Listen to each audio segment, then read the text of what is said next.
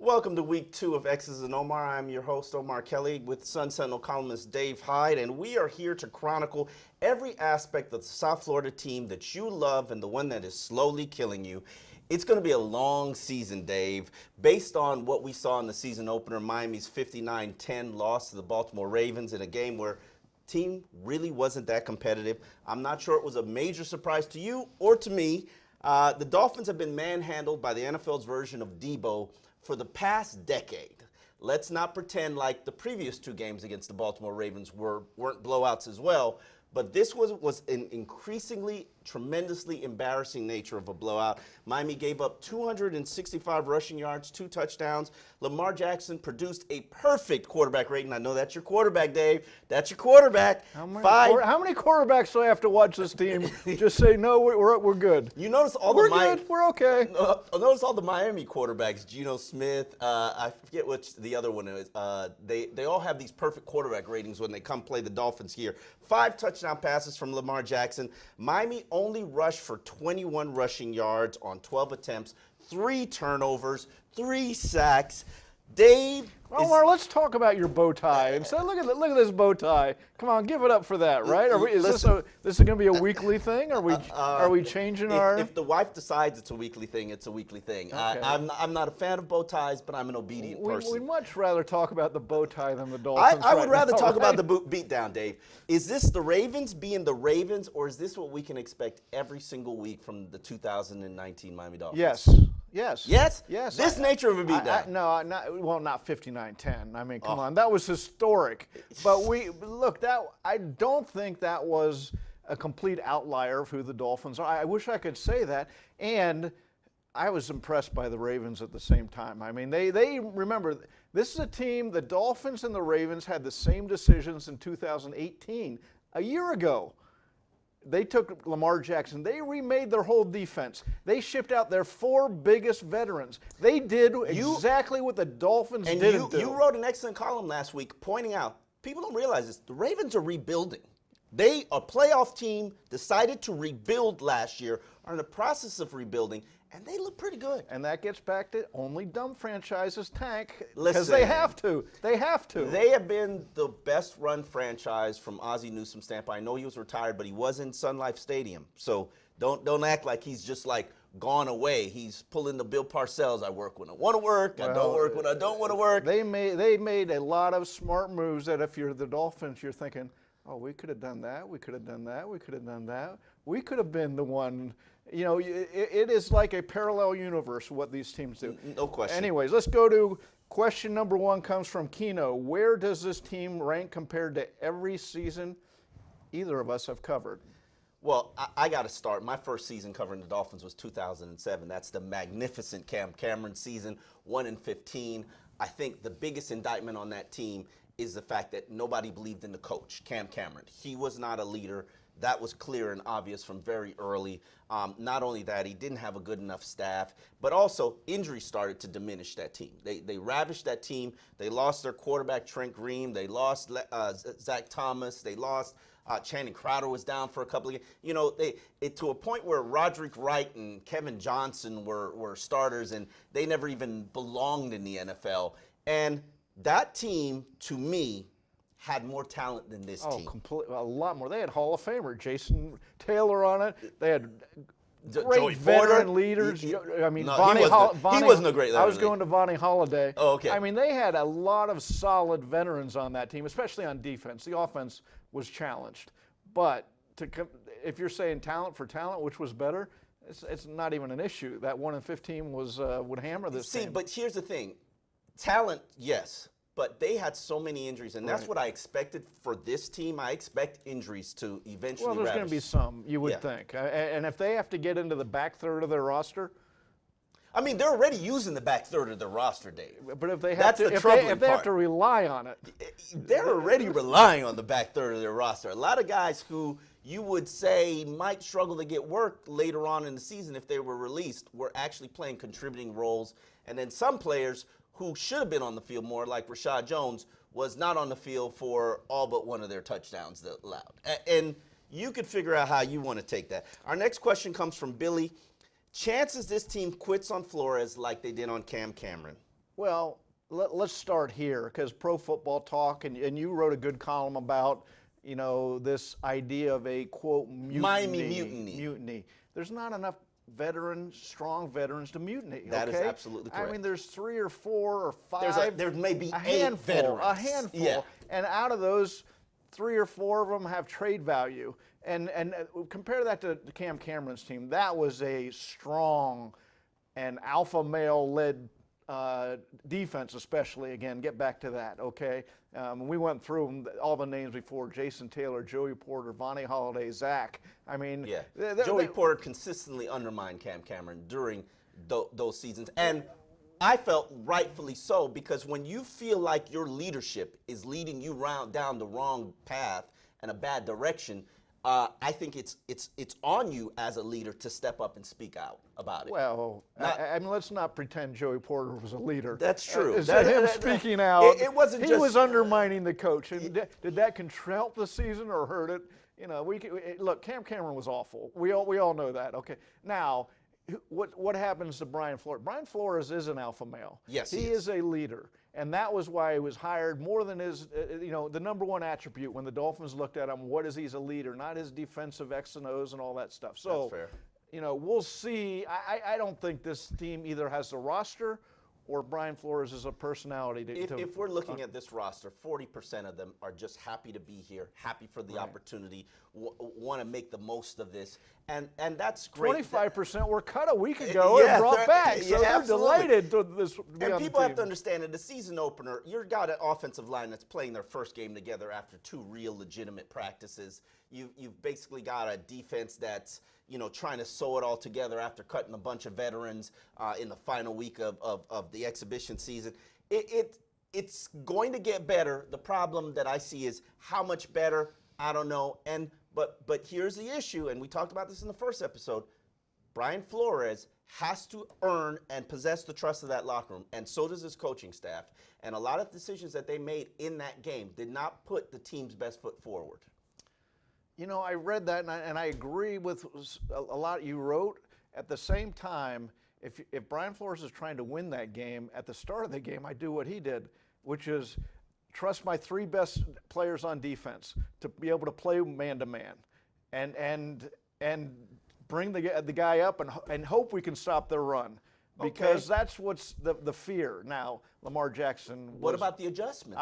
There you okay. Where's I'm the not safety disagreeing help? with You've that. got one of the fastest players in the NFL. Can you play a safety in the middle of the field? You should play a safety in the middle of the field. I wasn't sure you were allowed by rules. Exactly. Yeah. That game. I thought I watched them put a safety in the middle of the field all training camp, and then all of a sudden, week 1, nobody's there. It just didn't make any sense to me. Okay, Connor wants to know, do you believe Chris Grier is the right guy to turn this franchise around? That's a tough question for me because I like Chris Grier. I believe in a lot of the characteristics that he has that makes it work in this situation. Egoless. It's not somebody who's always about a power play. However, I want to see more leadership traits from him. I do believe the person who leads your organization ultimately has to be a leader. Has to be somebody who everybody wants to follow, not somebody who everybody likes. And for this organization, I mean, we are scorched earth cleanse at the studs in terms of rebuilding. And if you think about it, with all these draft picks, all this $100 million in cap space, do you feel confident that the man who's been here for 20 years, who's been part of these meetings and rooms about free agents and draft picks, the one who's been responsible for doing the draft for the last 3 years, is going to make the right selections, is going to make the right choices in free agents? Chris Grier was part of the reason that Donnell Ellaby and Philip Wheeler were here as Dolphins. I know most Dolphin fans can't even remember that. I erased that from my mind. Yeah. I mean, they made, part of the reason Byron Maxwell and Kiko Alonso trade was done. He was a decision maker. Let's not exclude him from the fact that he's made and contributed to some poor decisions. Charles Harris was his first-round pick. I don't think there's anybody on the team who struggled more than Charles Harris last week. And that's your only pass rusher. I think the verdict is out on Chris Grier. I agree. Isn't that what you're saying? Are you saying get rid of him? What are you saying? No. What do you mean? I'm saying, should I have questions and concerns? Absolutely. What I do like is that he's hired Marvin Allen, who is one of the probably most respected college scouts and evaluators. And if you hand him the draft and you say, hey, go get me 13 players, which is what they're in position to do, okay, I feel a little bit more confident. But and then his executive, the one who came from Oakland, Reggie McKenzie, you know, he's been a very good executive of the year. If you say, hey, you help me pick the right groceries in free agency, I feel more confident. My concern is leadership, the man leading the ship, and leadership is important. Well, then I think you agree. The verdict is out on Chris Grier. We don't know whether he can do the job or not. Now, you heard when he was kept, and I've talked to Dolphin insiders who say, we know which ones Mike Tannenbaum wanted and which one Chris Grier wanted, and Chris Grier, his decisions were always better than. So we'll see. Now, can he get a quarterback? That's 60% of the insider's job. That is a GM's job, is finding the right quarterback. And if you have to tank to do it, then we'll see. But you still got to get the right quarterback. As I said on draft day 2, Josh Rosen is his first selection. You only get 2 from me in terms of quarterbacks. Well, I tell you what, keep taking one till you get one. That's my theory. So they tried this year on Josh Rosen. I have no problem with it, even if it doesn't work out. That's fine. Keep going. Look, don't sit on one for 7 years, right? Have we learned that, Dolphin country? How long have I been preaching that? All right, Omar. Dexter. Go ahead. Dexter, is there a good reason to watch this season, Dave? Do you like pain? Yeah, a little bit. Look, what you're going to be looking for is individual improvement as the season goes on. You're going to be looking for who can be here next year. Yeah. Okay? If you're looking to, and maybe you'll get that happy, upset, resilient Sunday where everybody says, see, it's working. Yeah, they doubted us. They tagged. Yeah. Oh, I remember those seasons. Yeah. That's coming. It's coming. It's coming. They're going to get one. But the Jerome Baker, the Minka Fitzpatrick,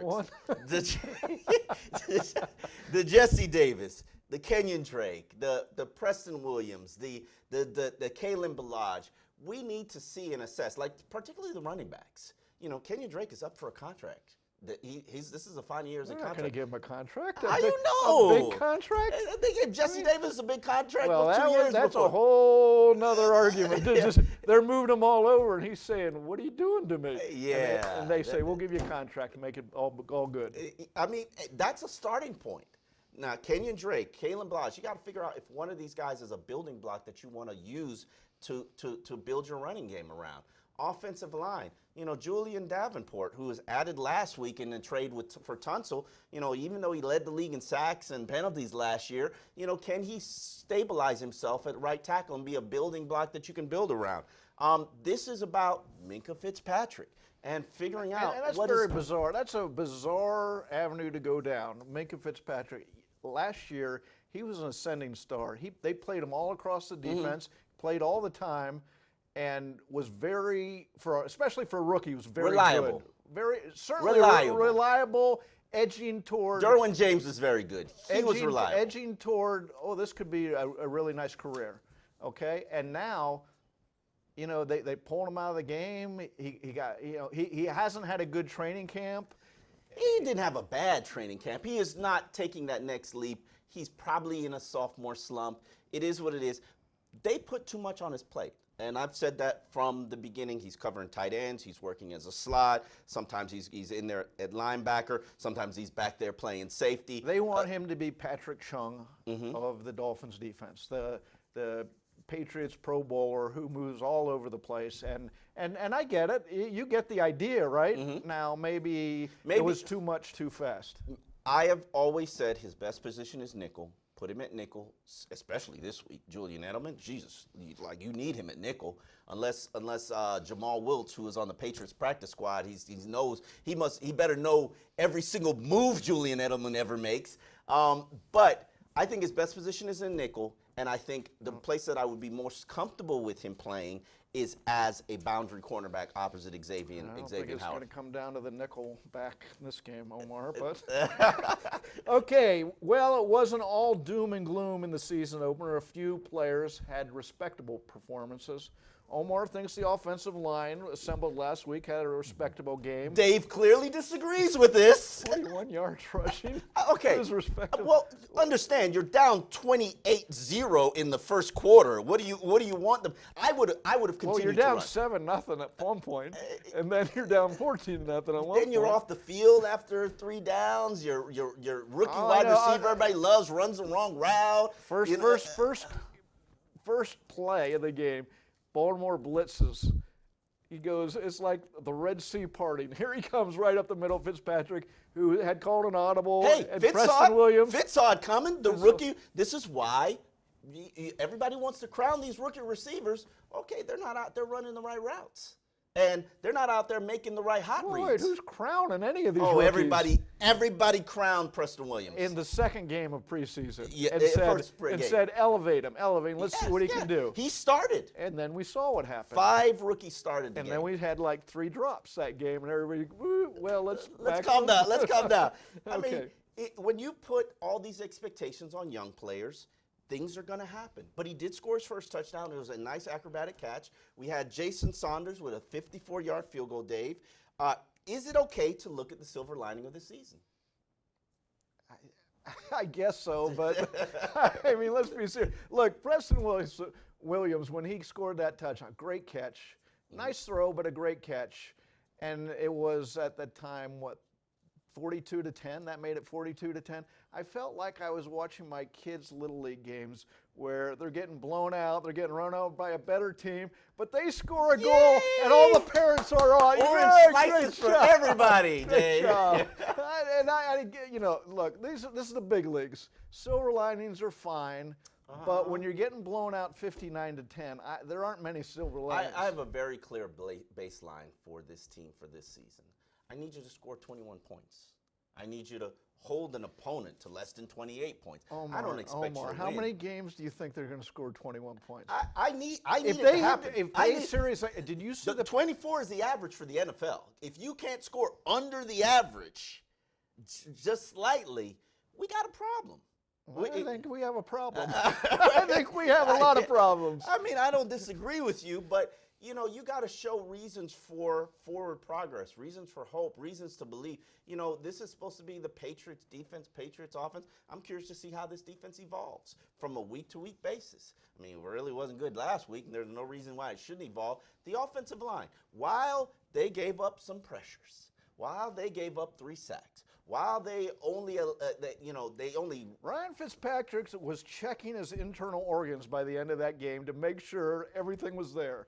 He showed some pocket presence. He showed some elusiveness. He showed why he's been in the league for 15 years. He showed why he's a starting quarterback in terms of the big plays that he can keep alive. I mean, he almost had 2, one in the end zone to Preston Williams that was dropped, another catch to Allen Hurns that was dropped. I mean, it wasn't going to keep you in the game, but it certainly would have made it a more respectable performance if your receivers had delivered. And let's not act like we can't or shouldn't expect better performances from an offensive line that has literally practiced 2 days together and played in a game. We should. Okay. Yeah? Omar. No? Yes? No? I don't know what to expect from the offensive line when you have a right guard playing left tackle, when you have a guy who started 14 games at left tackle, now at right tackle, and he just came into and you just pick up a guy. Well, he was going to be cut in Minnesota. You traded for him. Yes. He's all of a sudden you're starting right guard. I mean, it's better than the undrafted rookie who wasn't Well, active. what I'm saying, I don't know what to expect from him. Okay. Right. As Adam Gase always says, it's an offensive line. It shouldn't be that hard. We're not quoting Adam Gase anymore. That's over. That's over with. Okay. Ryan asked, what are some of the positive things we can take away as disgruntled Dolphin fans after the big loss? And you just went through a few of them. Listen, you're 1 game closer to Tua Tagovailoa. Tongo Vailoa.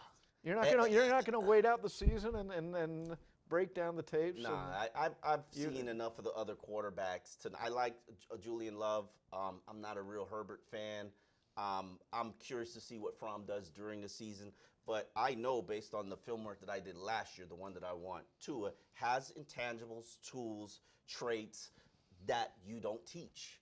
And it translates to the NFL, and I believe that if he can stay healthy and if he wants to play for your organization, he's going to be the transport. I tell you what, in all seriousness, if this is indicative of the season, this opener, at some point, if you're Tua, you have to say, do I want to go to the Dolphins, or do I want to go back to school? Do I want to force? You can't go back to school. What do you mean you can't? One, you've got Trevor Lawrence sitting out there, going to be the #1 pick. You're going to miss a year of salary, miss a year of getting to your second contract that's sooner. you talking. We don't know what he thinks. His brother is there at Alabama. We don't know what he thinks, right? Okay, we don't know what he thinks, but we know generally what.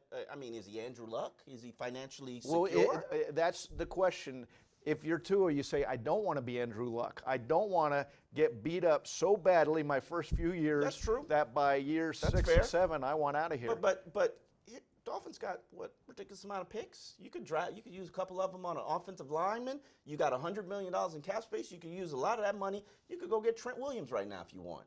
You could stabilize this offensive line. The question is, do you trust the Dolphins when you look at the last 5, 6, 10 years Dave, of I trying got to build an trust issues. offensive line? You know I got trust issues, Okay, Dave. Omar. Bud Nougats wants to know, what young unknown players worth watching to see if they can have an impact on the team in 2 years?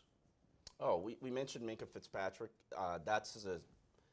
Xavier Howard's here. Hopefully he's going to continue to be here. Doesn't make sense to me. Well, he's a risen star. Yes, he's but we want to see him continue to be a risen star. The plays that he made against Marquise Brown, deflecting the pass, the deep pass, that could have been ugly. It probably would have been ugly if it was anybody other than Xavier Howard. You want to see him continue to trend upwards. Let's get Minkah to stabilize, get settled, play a little bit better. Jesse Davis, I'm president of the Jesse Davis fan club, and even though I'm not comfortable with this move to right tackle, I believe Jesse Davis is a good NFL starter. I'm proud of him for what he did in his first game ever at left tackle since his senior year at Idaho. And Michael Dieter, it wasn't great, but for a rookie, it's a starting point. He wasn't, They need those two guys to become good, average NFL starters. Okay? And those are building blocks on the line. Not great, because they probably don't have greatness, but you can win with average. If we get that left side to stabilize and be okay, we can worry about the center and the right guard and the right tackle at a later date, later time in free agency or the draft, but you need something to build around. Even Josh Rosen. While I'm not a Josh Rosen fan, I do believe he will get his opportunity at some point in the season. Clearly. He played. Ryan Fitzpatrick ain't going to stay healthy all year. No, exactly, yeah. So we need to continue to see him progress and see what he can do in terms of how he plays and what he can contribute to a team. The other thing you ought to be looking for, not just young guys, but a guy like Devontae Parker, okay, and laid out there. He had a few nice catches in the opener.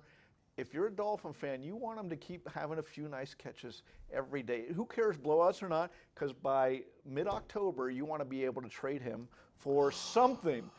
Really? If a team needs a receiver, okay? You already traded one receiver. Do you need to trade another one? What, are you going to keep him? Why not? He's not expensive. He's already here. You better hope he just stays healthy. Well, you better hope that you have a few more tradable assets on this team. Okay. Because this is what is that what we're doing? Are we trading absolutely everything? Look, when Jacksonville traded a 5th-round pick for a backup quarterback, I was thinking, you get to mid-October, Ryan Fitzpatrick, you might get What is a 5th-round pick going to do for you, Dave? I'm just saying, he's a backup. If a team needs a emergency starter for 4 or 5 weeks, a contending team, what is another 5th-round pick going to do for you? You have to put together. You could get a 4th round for Ryan Fitzpatrick. Again, okay, let me shift that. What is a 4th-round pick going to do for you? You more than Ryan Fitzpatrick is going to do for you next year. Listen, it's about putting together a product that you can say, hold your head up high. We can't have. We're beyond that. We're beyond that. Right? No, I'm not beyond that. I'm not beyond that. You have to. I can't trust or respect these coaches and this front office if they just absolutely continue this fire sale and just put a team of 15 non-competitive, 15 games of non-competitive football out there on the field. Like even the Indianapolis Colts that is the challenge to Brian Flores. Like- is start forming a competitive team, right? Now, again, you bring in the offensive line the way they, in the last week, you bring in 15 people off a waiver wire. Guys didn't 13, even know yes. each other Yes. in the locker room going out to the first game. That's very bizarre, Hey. especially in pro sports. That's very strange. Let's not. As I said in my column after the game, either this is a great tank job or it's the worst run franchise in the NFL. I think it might. You be know what? They're insistent to me. They are not tanking. Insistent up and down the organizational this is the flow best you chart. can do. So that is a scary So thing. this is the best you can do. They're trying to win. In their limited fashion, they're trying to win with real while trying. And I'm with you. That's a little scary, Omar. Yeah. We actually had one more question from that segment. Let's address it because I think it's an Okay, important Tom one. Ernissi says, after one game, and I'm probably butchering everybody's name, after one game, should Bobby McCain move back to the nickel cornerback spot and have him make a play free safety? I don't think they've determined that free safety is not the best spot for Minkah Fitzpatrick. And free safety in this defense is supposed to be the last line of defense. Nobody gets behind him. It didn't really play that out that way in Baltimore. But I don't think Bobby was actually in a role where he was back there covering you deep. didn't see a safety back there very often in the game. Yeah. I think that this is the best strategy and approach for this season. Now, moving forward, will it be the best strategy and approach? I don't know how to use Minkah. I am not in agreement with the team. I believe Minkah is a boundary. I would rather him out there on the boundary instead of Eric Rowe, and I feel a lot more confident in what happens. I mean, Eric Rowe was constantly under attack, as he's going to be all season long. Like, do you feel confident enough that he is going to be able to handle that? Well, I don't feel confident anybody's going to be able to handle because Lamar Jackson sat there 1 Mississippi, 2 Mississippi, 3 Mississippi. 8 Mississippis. I mean, he had so much time. Yes. No matter who your cornerback is, you're going to be in trouble. But to your point, yeah, that's understood. That was always the question, who's going to be the second cornerback? And I always thought, as well as Minkah played there last year, and as valuable that position is, I'm with you. Put him at cornerback. So Sunday's opponent is one Miami's Brian Flores and his staff is quite familiar with. Flores spent more than a decade with the New England Patriots on the staff, being groomed under Bill Belichick, being groomed under their front office. That's where he started as an executive. Do you think that his inside knowledge about that franchise and the Patriots way, which Bill Parcells, not Bill Parcells, Bill Belichick says, I don't know. I've never used that word before. I've never used that word before. I have no idea, no knowledge of what you're speaking of. Which is the first rule of the Patriots way. Don't talk about the Patriots way, right? Do you think that his inside knowledge about that franchise is going to help Miami in any way, giving them 8 edge in a game where the Dolphins have won 5 out of 6 at home? When you say any edge, if we're talking a negligible edge, okay, yeah, he knows probably some of the things that a player or a team likes to do, but is it going to translate into anything on the scoreboard? No, not because look, on the other side, Belichick knows Flores too. So I mean this is all fun to talk about and all that. He should know about who bites on double moves in his secondary and which defensive end to run. Is it going to matter? No, but I mean, that's my point. Yeah, I mean, I want to see a good game plan. I want to see, what we've seen from the Patriots is over the years, they limit your strengths and they attack your weaknesses. Who do they take away from this team? That's what I want. Because we've seen them take away Devontae Parker, right? That's what I think they did try that last year. Didn't they? I take away Kenyon Drake and I make Miami beat me with everybody else. Anybody else. I'm sure they've got a strategy on how to attack Ryan Fitzpatrick, probably giving him these risky passes that he likes to throw. Hey, he sees a wide receiver one-on-one, he's going to throw it. And maybe they can bait him into some of those situations. In terms of making, I remember they did that in terms of making risky throws. They tried to bait, I think it was Ryan Tannehill. They give him a look on 3rd and 3 that says, come, take this. We want you to throw deep. And, he never took it because that wasn't his nature, but Ryan Fitzpatrick will take that. Here's the thing about the Patriots this year, as to me, watching them and talking to people up there as opposed to previous years, their defense is really good. I mean, they won the Super Bowl with the game with defense last year. But really, losing Brian Flores didn't impact them that much? But everybody's talking about Antonio Brown's coming in and all that. I don't know how the Dolphins are going to score this game. I don't know. And you're talking 21 points. This is going to be this is going to be a very difficult defense to score on. Give me 17. Give me 17. Do you think the Dolphins can hold the Patriots? The line is 21 points. Jesus. I don't think I've seen an odd that high where the Dolphins are 21-point underdogs. It's not the biggest line in the NFL. And I don't want to touch that either. Yeah, I mean, if I was a betting person. I'm not a betting person, but I would actually go under. The Patriots, over the course of their career, they spend the first month of the season experimenting and testing things out. What better team do you want to experiment and test things out, work on your run game, work on your play action, than the Dolphins? This is the game where you're trying to, see if this works. See if this. You're Tom Brady. You're trying to let's get 4 or 5 touchdown passes, huh? For what? For what? For you want to sit the second half out? No, Lamar Jackson played 3 quarters. Yeah. 3 quarters. He put up 5 touchdown passes in 3 quarters. And the most bizarre thing, he had 3 runs. 3 runs. So, anyways, our next question comes from Kevin Beale. Will Xavier Howard cover Antonio Brown one-on-one next Sunday, or will we double team him? Also, if we get beat down badly against the Patriots, does Josh Rosen start week 3? Let me start with the Xavier Howard situation and Antonio Brown. One, there's Antonio Brown, and then there's Josh Gordon. I'm not sure either or is like a. So here's my theory on the Patriots plan. They want one of those guys to be surviving to play in January with the Patriots and February. That's a good strategy. They'll be happy if one of them is with the team. We also don't know if Antonio Brown will play. He hasn't been there, and he's got this rape charge, a civil suit lingering out there. Maybe the NFL puts him on the suspended list. We don't know right now. But, what can you teach Antonio Brown?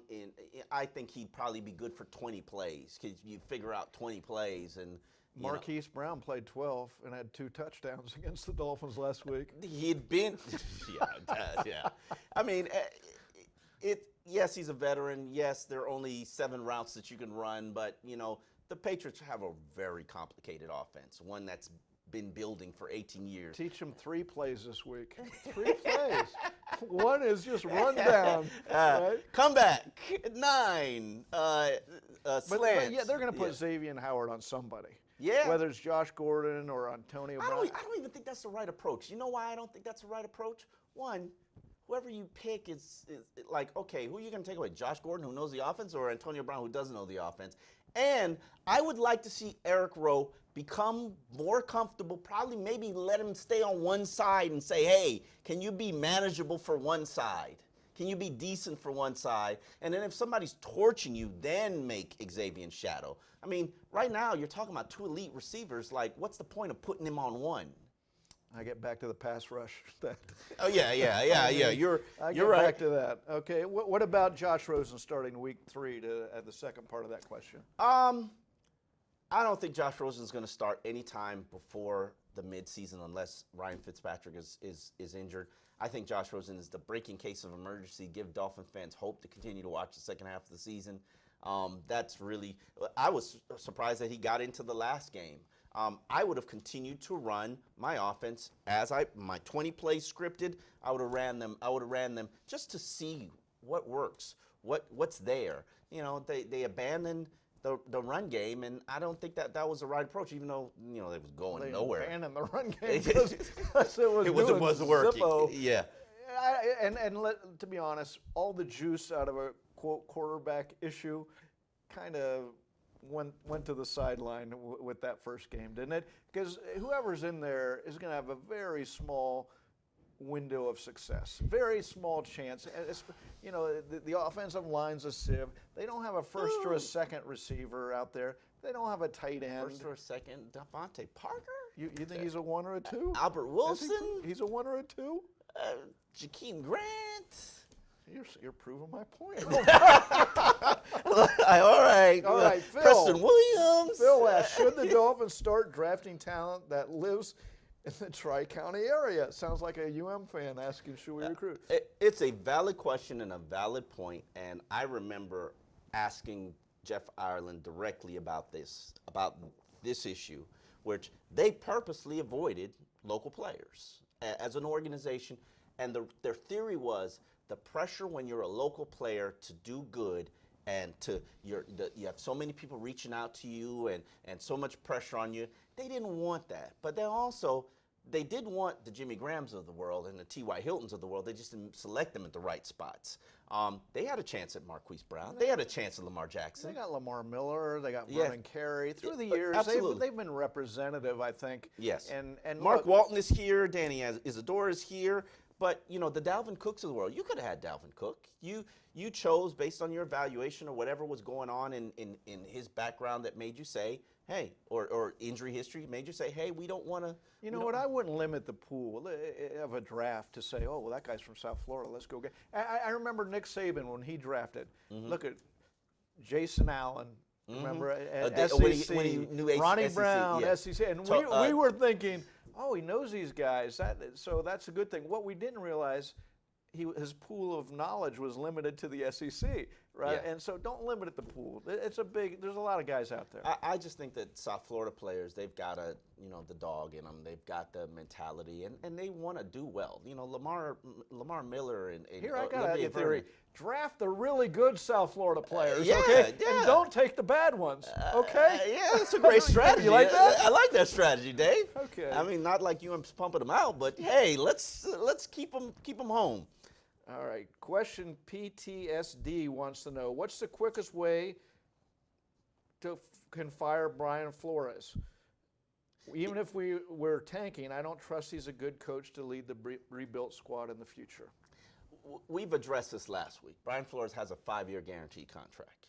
Even if you fire him after this year, you're walking away with Steve Ross having to write him a $20 million check. I personally believe that he's here for at least next year. But we can't have a Hugh Jackson situation where people are looking at him sideways and have no trust and belief that he's actually a good head coach.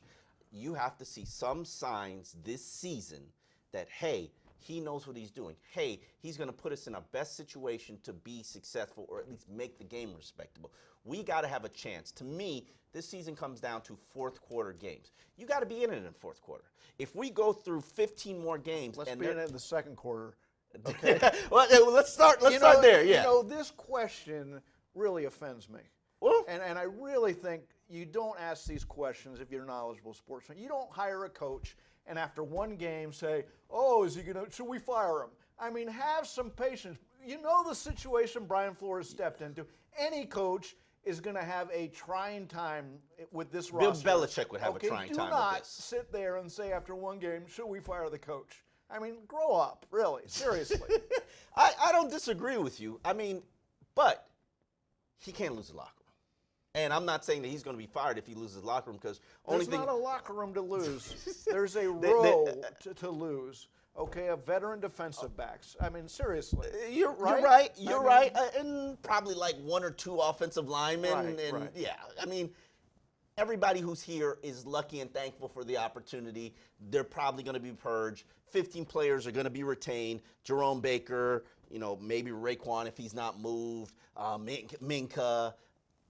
Yeah, you can't lose the trust and belief in those guys. But to your point, he's got to grow something here. This is an awful situation, a tough situation for a first-year head coach to step into. One I support, though, and for the greater good. And so the question is, can he make something of it? Can he make whatever the best of it is? Can he get that? They got to pull off a victory. New England. Okay, come on, let's be real. Like Dallas, the way they started the season, the talent that they got on the road. Let's be real. But I mean, after this. San Diego or the Chargers. Yeah, after this like murderer's row of a season start, you gotta continue to have. They've got signs up in the locker room about trust and belief in one another, and every team has signs like that. Yes, right? I agree, Come but on. but it's the foundation of what they're trying to build, which is the team before everybody. Okay, has management and the coach put the team before themselves? Oh, absolutely, because they're going to be in get questions like this year. Chris Grier hasn't answered a single question. I agree, and Chris Grier really should, after that big trade, should have stepped forward. Okay, he needs to, Brian Flores is taking the daily heat. That's the job. That's of the an nature. NFL coach. When you talk to these executives and these coaches, the executives say, when that 53 is assembled, I hand over the roster to the coach. That's old school. What I saw is the week before the season, a lot of GMs around the league talked. Because I was curious, Brian, the Groundhog Day. You don't see the GM before Groundhog's Day once the season starts. So it's not going to pop up till February. A lot of GMs did. It's changed a little. I'm not disagreeing with you. Luke Fader asks, and our final question, aside from winning, how does Brian Flores keep the locker room and his job beyond the season? And I think it's irresponsible I agree with you. It's irresponsible for everybody to sit here and say, oh, he's got to be fired after the season if they don't win a game or if they win 2 games. Dude, what did you expect? Also, I think we're way ahead of the script of losing the locker room and all that. Do some of the veteran players wonder what's going on? Yeah, and rightfully so. Some of them want out. Not just because of what Brian Flores is doing, but as much of the bigger plan. Why would you want to sacrifice? You're 30 years old. You've had injuries. Why would you want to sacrifice yourself, or you're in your prime, knowing this is an awful team? Okay, why would you want to go out there on Sunday and know you're going to crush your body for that? You're not going to do it. So it's not just a Brian Flores issue. It's a big picture issue of this whole season. This organization knew when they went down this route there was going to be a lot of pain. I think they underestimated the pain. I agree with you. I want to remind you about the 2011 season with Joe Philbin. When they came into the year, lame duck coach, the players didn't believe in their coach. Tony Sparano. No. That was Tony Sparano. No, but they rallied back. That was the tank for two. That was you mean 2014? 2014, where Joe Philbin and they went over to London and he didn't come back as the head coach. Right. But that year, the players went into the year. They didn't trust him. They didn't believe in him. They didn't fight for him. They didn't believe in the game plan. Well, he should have been fired the year before. We all, in retrospect, we all saw that, right? Yes, we did. But once you have a locker room that checks out, it's very dangerous. It's very, very dangerous. Now, there are like 13 players in that locker room that actually matter. And those 13 players can't check out. But the rest of the locker room, they're fighting for their NFL lives. On a weekly basis, we're going to see the bottom of this roster churn, and everybody's fighting for continued employment in the NFL. They're going to put good film. They're going to try to put good film together. You think Eric Rowe doesn't want to put good film out there, knowing that he's on a 1-year contract? Of course he does. You think Minkah Fitzpatrick doesn't know what the sophomore slump conversation that's going on about him? Of course he does. They want to play well. Here's what I'm saying. The coach has to put these players in position to succeed. And if they don't, and if you continue to see a defense, if you continue to see no safety back there against the Patriots, what do you expect? See, I'm as disappointed in the players from that game as the coaching. In that the Dolphins, if they had any advantage, it was their defensive backs against these not great Baltimore receivers. He's a rookie in his first game. Okay, come on. They should be able to take that on. And you would say, if he does what he did last week, this week again, we might be looking at a new Deshaun Jackson. So he was fast. I talked to the defensive backs after the game. They were like, he's fast. I get that. But if you're going into the game, you're saying, where do we have an advantage? Our defensive backs, right? Well, then you have no advantages anywhere. No, you can't have an advantage with your defensive backs because you have no pressure. Quarterbacks. That was the idea. Move somebody up, try to stop the run and get pressure. None of it worked. None of it worked. Let's go to this week, Omar. Predictions. Who you got? I am going with the Patriots. Yeah, who really? You got? Yeah. I'm going with the Miami Dolphins. No, I'm going with the Patriots 32-14. this is week 2 of the offensive line playing together. Hopefully we can establish a run game. Maybe Preston Williams is running the right But routes. Omar, they've won 5. The Dolphins won 5 of the last 6 at Hard Rock Stadium. I'm not The buying Miami Miracle. yeah. Do you feel another miracle? No, I don't feel another miracle. This would be akin to like if that was like a one-play miracle. You need about 4 quarters of miracles, right, to win this game. But what would happen if they shocked them? What would happen if they just all of a sudden pull out a 4th quarter victory? What would the talk be, Dave? The talk would do. First of all, I'd need smelling salts.